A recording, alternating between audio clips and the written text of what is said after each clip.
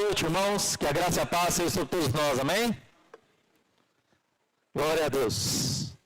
Vamos abrir as nossas Bíblias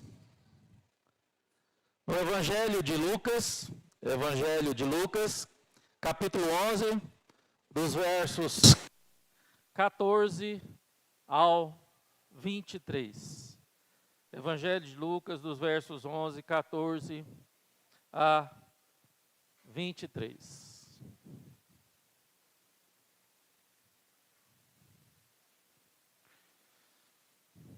Assim está escrito: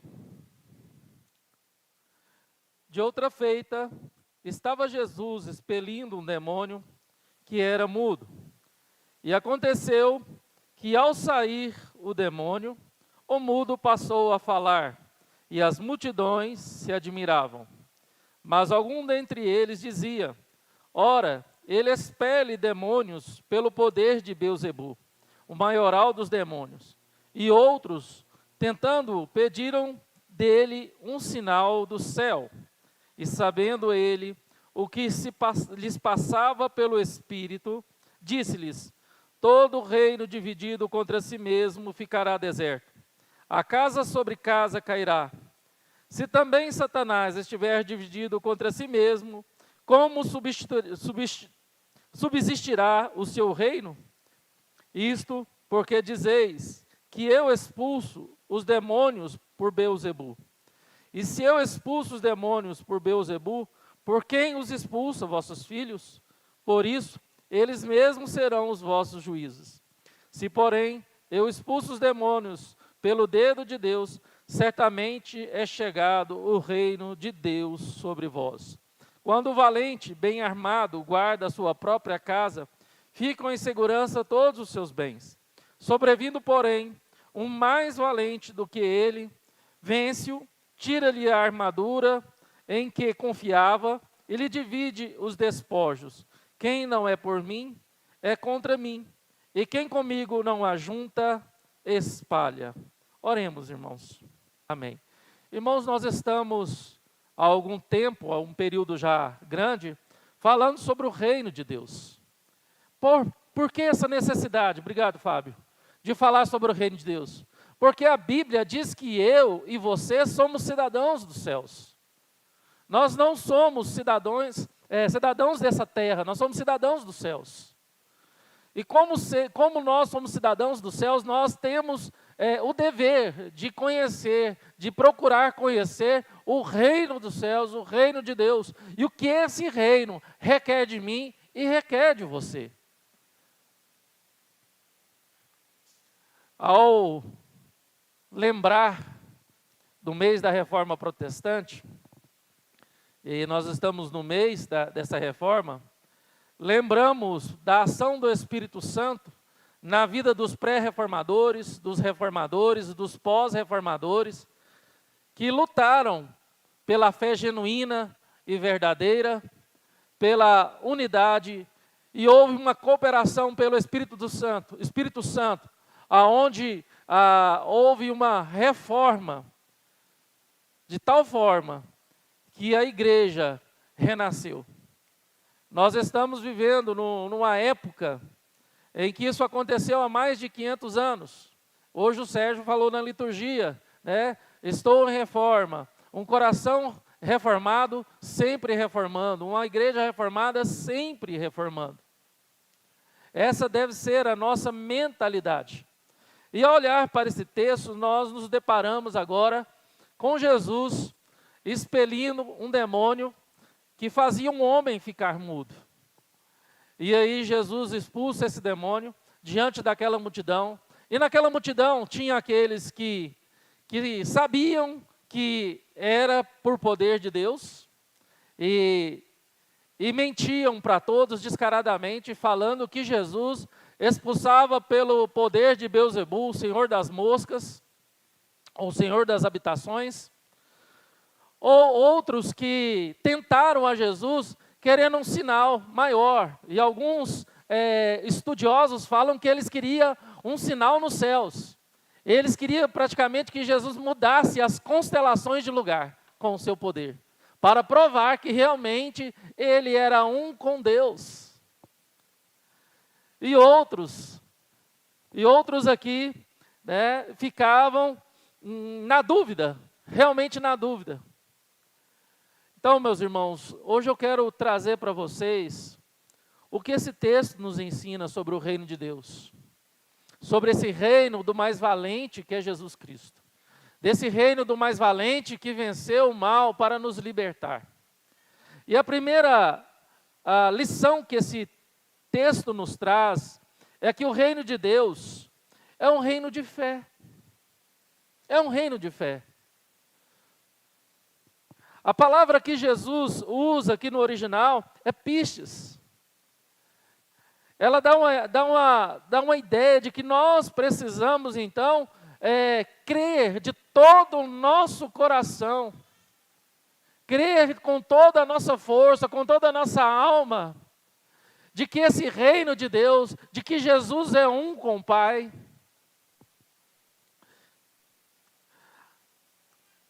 A fé aqui, irmãos, é uma fé coerente. Não é uma fé no nada, não é uma fé sem alvo, não é um tiro no escuro, mas uma fé com convicção profunda no coração.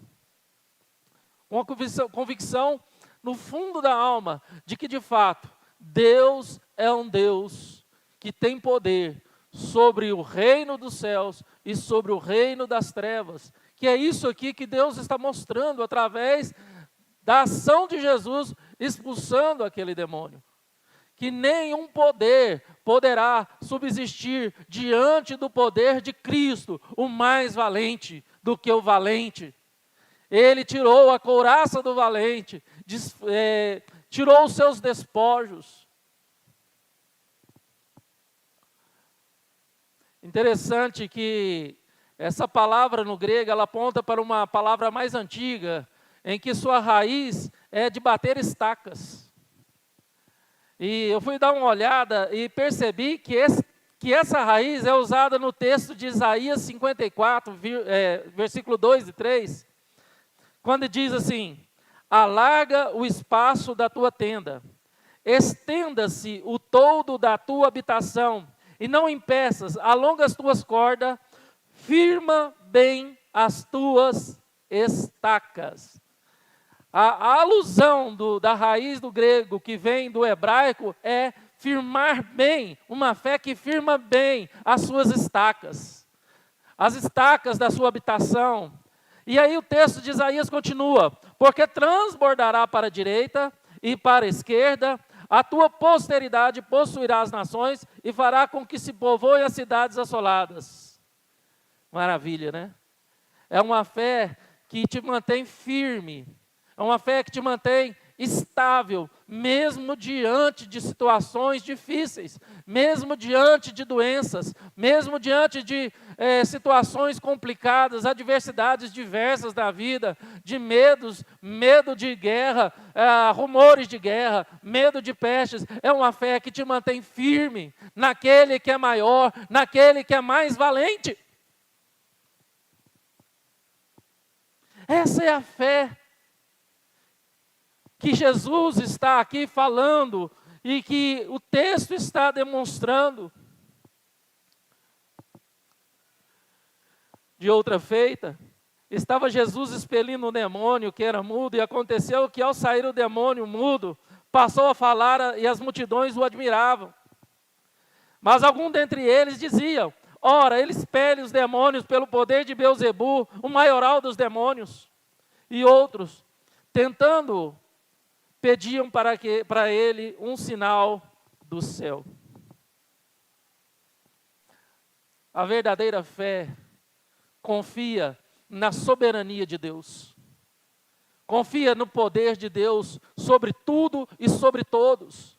Nada sai debaixo do domínio, do poder, da soberania de Deus. tudo o que aconteceu no passado, tudo o que está acontecendo no presente, tudo o que vai acontecer no futuro, seja no mundo, seja no nosso país, seja na nossa cidade, seja na nossa igreja, seja na sua casa, seja na sua vida, está dentro do domínio e do poder e da soberania de Deus.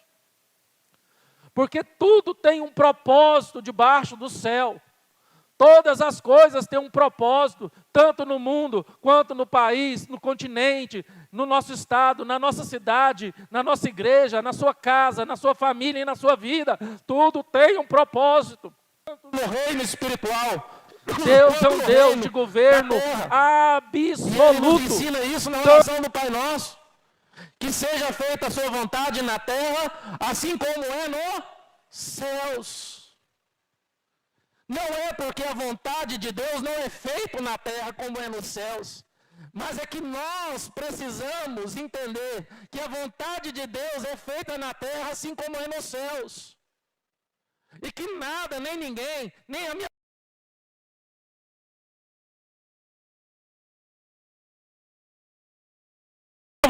nem a sua vontade, nem o meu desejo, nem o seu desejo, nem as minhas aspirações ou as suas aspirações poderá mudar o propósito eterno de Deus, os decretos eternos de Deus em relação a tudo.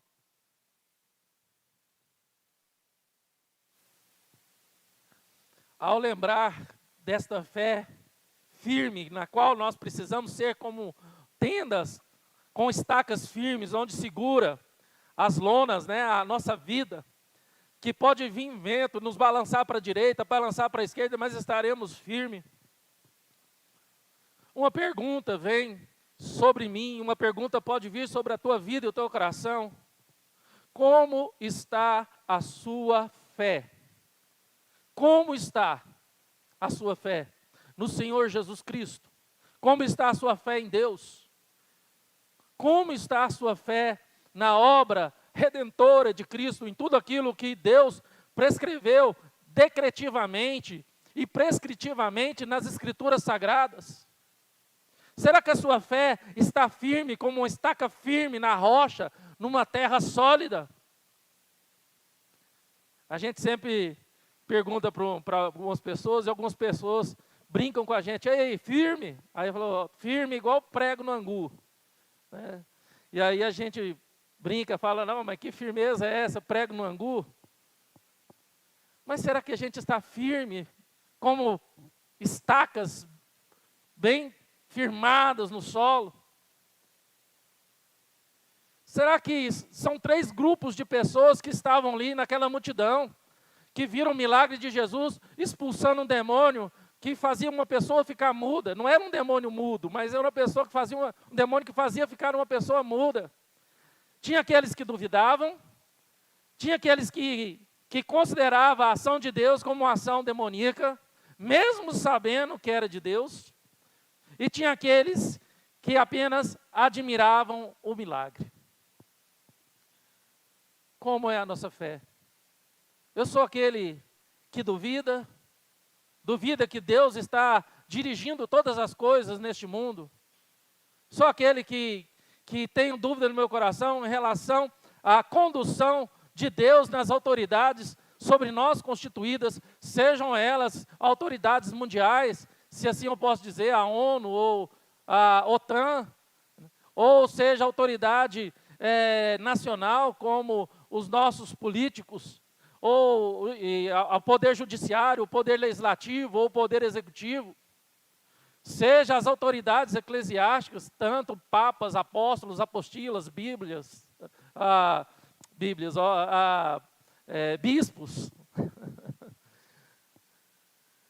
Eu tenho que entender, irmãos, que nada, nem um passarinho, a Bíblia diz, nem um pardal cai morto no chão, se não for permissão de Deus. Parou para pensar? Um pardalzinho. Um dos pássaros mais insignificantes na cultura judaica. Pardal era igual ao rato. Hoje, nossa cidade, o rato de asas é o pombo, né, Marcelo? Você que é da área aí de segurança de de controle de pragas, né? Hoje nós temos infestação de pombos nas cidades. Mas naquela época era o pardal. Não servia nem para com um animal mais barato para servir de sacrifício para Jesus. Então, se o mais insignificante dos animais, Deus se importava que não caía no chão morto, se não fosse da permissão de Deus, amados, por que nós temos que duvidar? Porque a incredulidade, muitas vezes, a dúvida permeia o nosso coração, e porque muitas vezes queremos nos colocar no lugar de Deus, e achando que Deus não pode, ou que Deus não vê, ou que Deus não tá governando soberanamente. Então, se Deus não está controlando, eu vou tomar as minhas decisões, eu vou fazer da minha maneira. Que fé é essa, irmãos? Que fé é essa? Será que é a mesma fé de Pedro quando Jesus estava indo ao caminho do barco? E Pedro veio e fala: Senhor, se és tu, me manda ir ao teu encontro. E Jesus fala: vem, Pedro. E ele começa a andar sobre as águas e de repente afunda. E começa a se afogar. E Jesus pega ele pela mão e levanta ele, põe ele de pé sobre as águas. Homem de pouca fé. Será que nós estamos igual Pedro?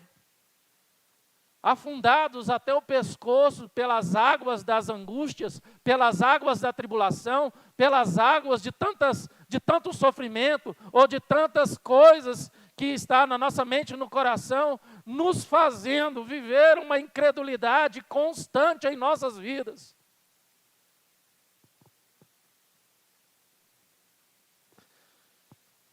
Em Hebreus 11:6, diz que sem fé é impossível agradar a Deus. Sem fé é impossível agradar a Deus. Se você acha que você agrada a Deus vindo na igreja, sentando nesse banco, né, louvando, levantando a mão, dando glória a Deus, isso só é agradável a Deus. Todo culto, todo louvor, toda adoração, isso é agradável a Deus se for por meio da fé. Não da fé no pastor, nos presbíteros, nos líderes de departamento, mas a fé em Deus, que é tudo em todos e é o Senhor da igreja. O teólogo Charles Spurgeon, ele disse: a fé é a raiz e a alegria é o fruto. Chocante isso. Charles Spurgeon disse que aquele que tem fé, ele tem como fruto dessa fé alegria, felicidade, satisfação. Então, praticamente, se eu for na perspectiva de Charles Spurgeon, eu posso dizer que o nosso humor, o seu humor, ele é o termômetro da sua fé. Hoje eu estava falando sobre oração com a minha filha no carro.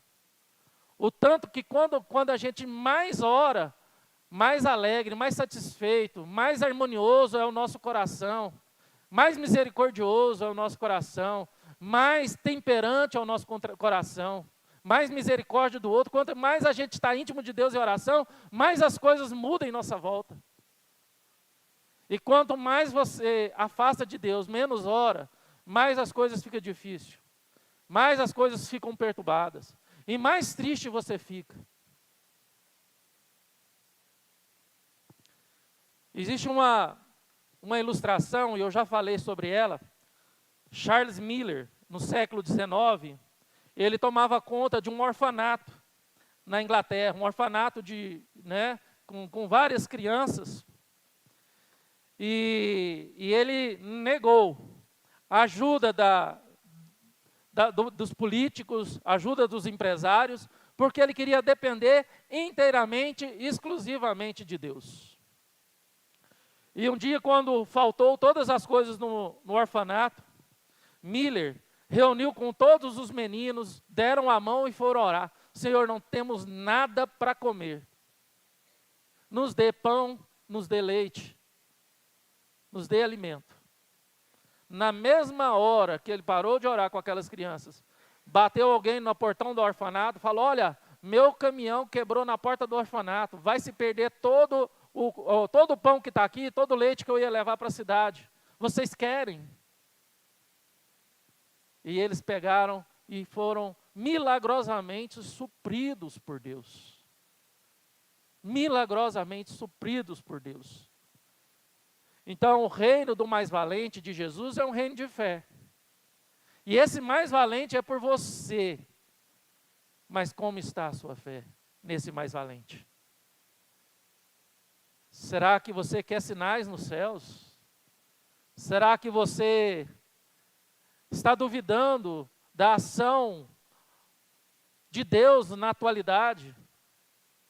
Deus é o Deus mesmo, o Deus de ontem, hoje e sempre, irmãos. Deus não muda, Ele é imutável.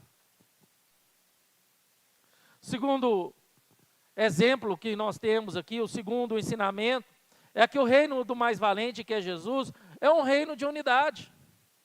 É um reino de Deus, é um reino de unidade. Aqui eles falaram que ele expulsa o demônio pelo poder de Beelzebul, pelo maioral dos demônios, Beelzebul. Eles estavam dizendo que Jesus estava representando um reino que era dividido. Ou se ele era de Beelzebul, ele estava contra o reino de Beelzebul. E sabendo ele que lhes passava pelo Espírito, disse-lhe: todo reino dividido contra si mesmo ficará deserto, e a casa sobre casa cairá. Se também Satanás estiver dividido contra si mesmo, como subsistirá o teu reino? Isso porque dizeis que expulsa os demônios por Beelzebul. E se expulsa os demônios por Beelzebul, por quem expulsa vossos filhos?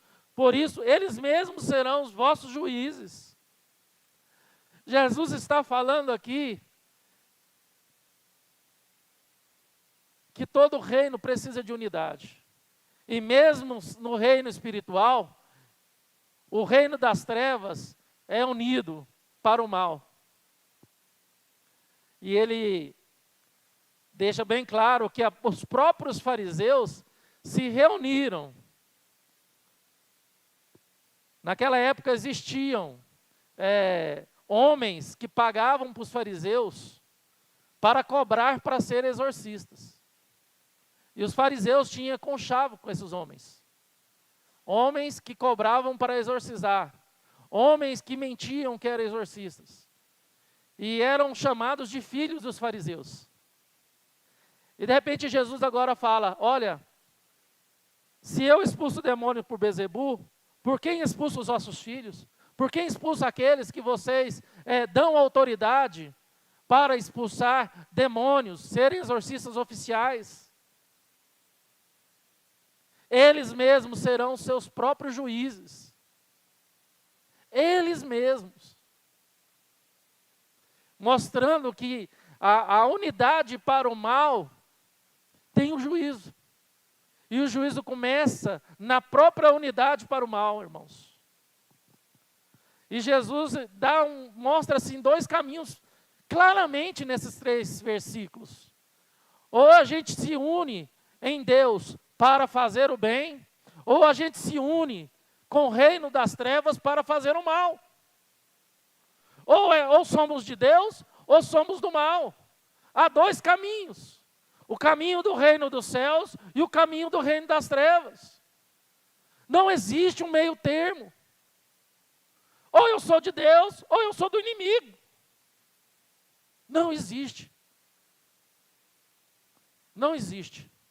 Eu lembro quando eu era pequeno, e assistia o Fantástico, chegava depois do culto, pequeno, depois, sei lá, e tinha aquela zebrinha falando aquela loteria, né? Coluna da direita, coluna da esquerda, aí coluna do meio. A zebrinha falando. Quem é da minha época sabe da zebrinha do Fantástico. Só que aqui não tem coluna do meio. Ou você é da direita ou você é da esquerda. Sem fazer alusão a ideologia nenhuma aqui, irmãos. Ou nós somos de Deus, independente de lado, ou nós somos do diabo. Eu estou falando de reino. Estou falando de reino. Irmãos, e a palavra usada aqui para o hebraico, ela tem uma conotação que nos arremete lá no Salmo 133. Olha que interessante. A palavra usada no grego aqui, ela é enotes. E ela remete para o Salmo 103 como sua raiz hebraica. Olha que interessante. Ó, como é bom e agradável viverem unidos os irmãos. É como óleo precioso sobre a cabeça, o qual desce para a barba de Arão, e desce para a gola de suas vestes. É como o orvalho do irmão, que desce sobre os montes de Sião, ali ordena o Senhor a sua bênção e vida para sempre.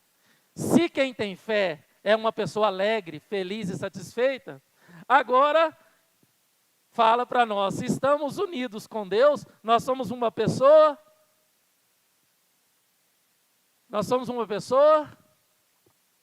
ó como é bom e agradável.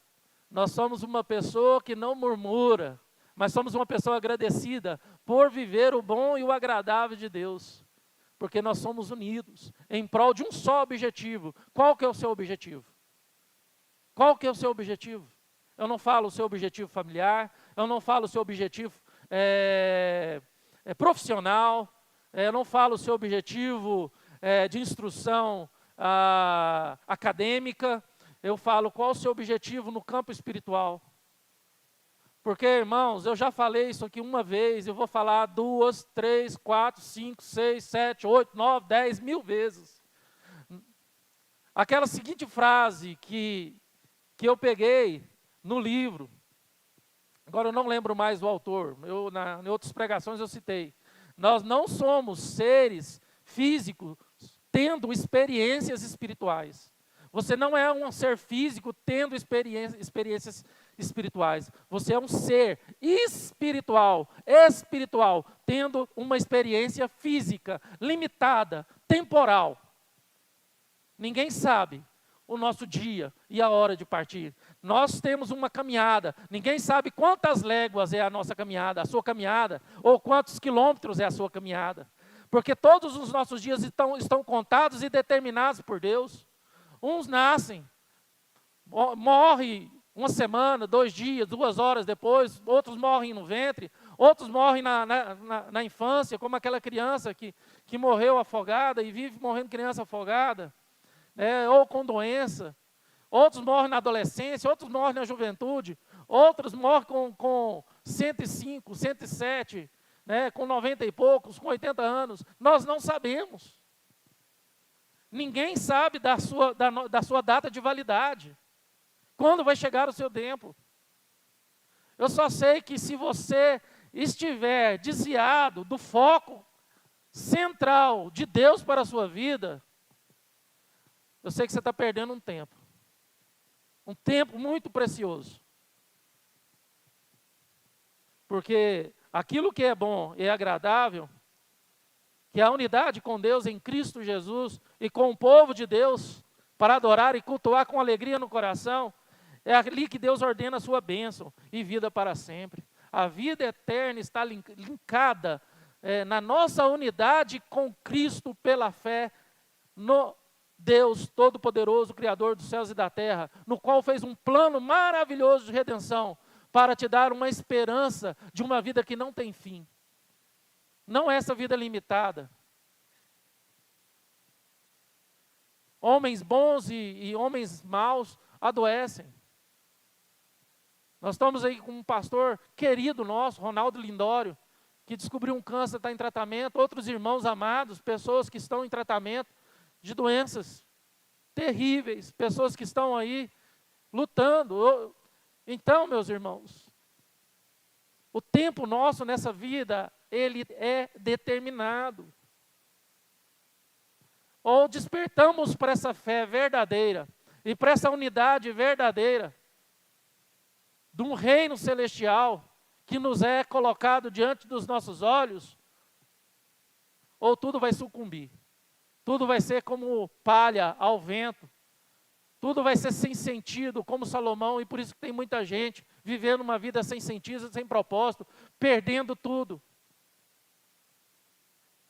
entregando de mão beijada sua família, seus filhos, sua casa, tudo para o diabo.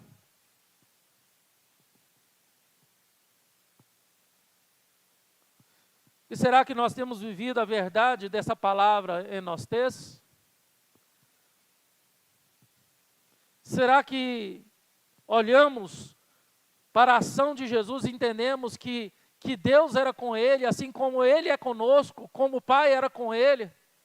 E eu posso viver para a sua glória, fazendo aquilo que ele colocou nas minhas mãos para fazer, tanto na minha vida profissional, como na minha vida familiar, quanto nas minhas atribuições de aptidão aqui na igreja, de dons e talentos que Deus nos deu, sem questionar, sem achar se isso é do inimigo, se aquilo é do inimigo, se aquilo é do homem, se aquilo não é do homem, mas entendendo que Deus tem um propósito soberano, tanto na fé quanto na unidade.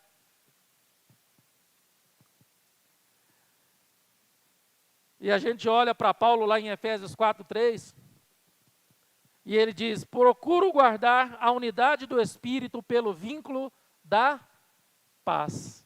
Procuro guardar a unidade do Espírito pelo vínculo da paz. Charles Spurgeon, ele fala que um coração em guerra não dá conta de guardar a paz.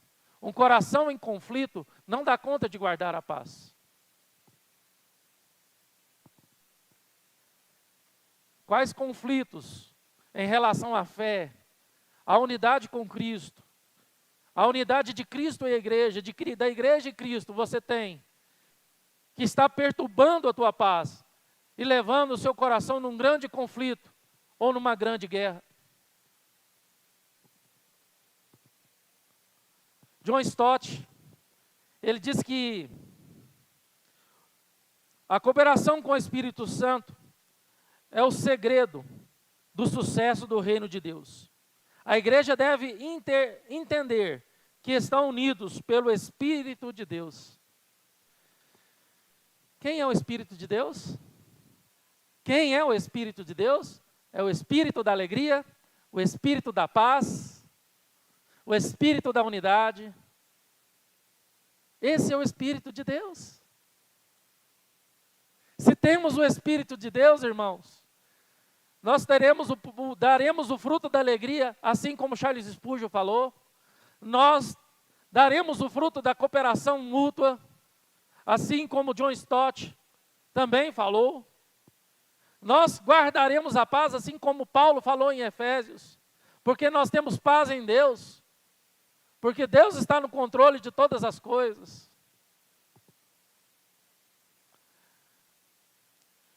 Não sei se você já ouviu falar, alguém já estudou sobre a guerra civil que aconteceu nos Estados Unidos, de 1861 a 1865, chamado Guerra da Sucessão, onde o Reino do Norte, parte do norte dos Estados Unidos, enfrentaram a parte do sul dos Estados Unidos. A parte do norte foi chamada de União dos Estados, e a parte do sul de Confederação, onde cada um queria ser independente. E houve uma guerra entre as duas partes dos Estados Unidos, o norte contra o sul, e o norte prevaleceu sobre o sul, ganhando sobre essa autonomia individual de cada estado. John Piper, citando esse exemplo, ele deixou bem claro que fez o Reino do Norte, a parte norte dos Estados Unidos, ganhar a Guerra da Sucessão, foi a unidade dos estados. E o que fez a parte do sul perder a guerra da secessão, ou da secessão, foi a individualidade, a falta de unidade, que atrapalhou a estratégia de guerra e a concentração em se fazer uma unidade para vencer uma guerra. Irmãos, nós temos uma guerra diante de nós o tempo todo. A Bíblia diz que nós guerreamos contra o mundo, em Efésios 2, nós guerreamos contra a carne, nossa própria carne, e nós guerreamos contra o diabo. Travamos uma guerra contra 3 inimigos: o mundo, a carne e o diabo. Essa é uma realidade. E nós só vamos vencer, e nós só temos vitória. A vitória só não é é garantida a nós por meio da nossa unidade em Cristo e a nossa unidade com o irmão, com o próximo. Porque é impossível receber do alto sem eu espalhar para os cantos. Eu não posso reter aquilo que vem de Deus sem abençoar o meu irmão, sem fazer com que aquilo que eu recebo do alto chegue no meu irmão do lado. Aquilo que vem de Deus me une a você. Aquilo que vem de Deus faz com que eu preocupe com a sua vida, que eu venha orar por você. Aquilo que vem de Deus sobre mim faz com que eu queira te ajudar. Aquilo que vem de Deus faz com que eu seja um agente de harmonia para provocar a paz e a unidade e a fé. Mas aquilo que não vem de Deus nos faz ser agente de mentira, engano, de tribulação, e nos faz perder a guerra contra a nossa própria carne, contra o diabo e contra o mundo. E por último, irmãos, o reino de Deus é um reino de cooperação. Um reino de cooperação. Olha o que Jesus fala: se porém eu expulso os demônios pelo dedo de Deus, certamente é chegado o reino de Deus, do céu, sobre vós. Quando o valente bem armado guarda a sua própria casa, ficam em segurança todos os seus bens. Sobrevindo, porém, o mais valente do que ele, vence e tira-lhe a armadura em que confiava e lhe divide os despojos. Quem não é por mim, é contra mim. Quem comigo não se ajunta, espalha. Jesus deu essa ilustração do valente, do mais valente, para dizer que aquele demônio tinha entrado na vida daquela pessoa, estava dominando, estava fazendo a vida daquela pessoa uma bagunça, uma desordem. E Jesus se coloca como o mais valente que entrou, desarmou aquele valente, tirou a sua couraça, o derrotou e tomou os seus despojos e trouxe libertação para aquele endemoniado. E ele deixa bem claro aqui que isso tudo foi pelo dedo de Deus. Houve a cooperação de Deus, o poder que veio de Deus sobre ele, a cooperação da Santíssima Trindade, Pai, Filho e Espírito Santo, irmãos.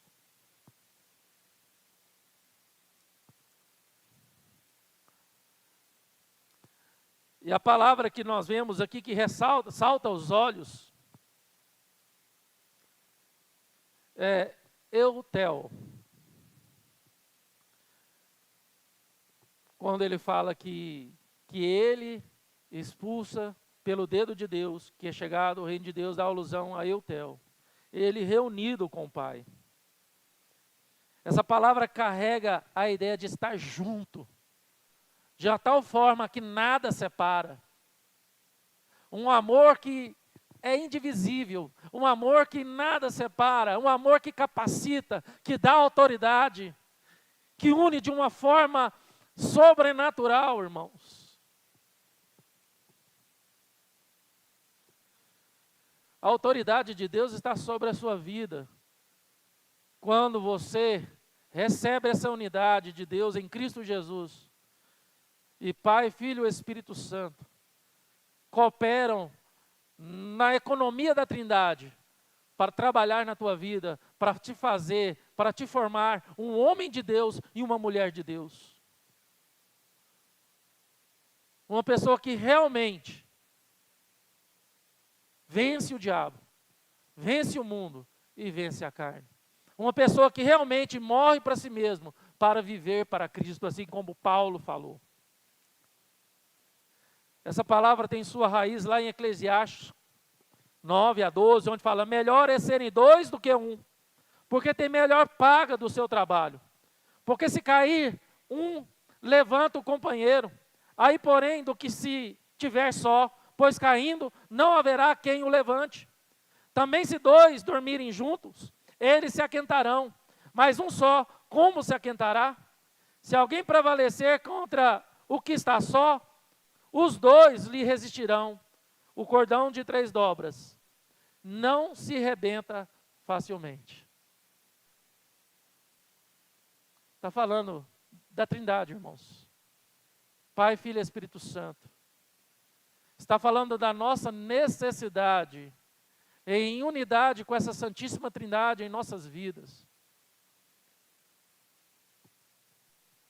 Está falando que o Pai, o Filho e o Espírito Santo cooperaram durante toda a eternidade, durante todo o processo da história da redenção, para que eu e você fôssemos livres da condenação, da tragédia do pecado e da morte eterna, de um sofrimento eterno. E agora essa cooperação nos dá exemplo de como temos que ser, como igreja de Deus. Eu preciso cooperar para que o reino de Deus avance. Eu preciso cooperar para que o reino de Deus avance a qualquer custo, irmãos. Eu não posso ser alguém que vai agir contra a progressão do reino de Deus. Porque se Pai, Filho e Espírito Santo cooperam para me tornar uma pessoa melhor, uma pessoa que dá fruto da salvação, esses frutos têm que ser oferecidos a quem está próximo a mim. Eu preciso oferecer esse fruto para você.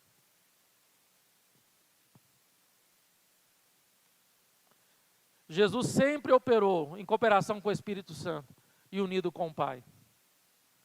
Lucas 4, 18 a 19 diz que o Espírito do Senhor está sobre mim, pelo que me ungiu para evangelizar os pobres, enviou-me para proclamar libertação aos cativos e a restaurar da vista aos cegos e pôr liberdade aos oprimidos e a pregoar o ano aceitável do Senhor.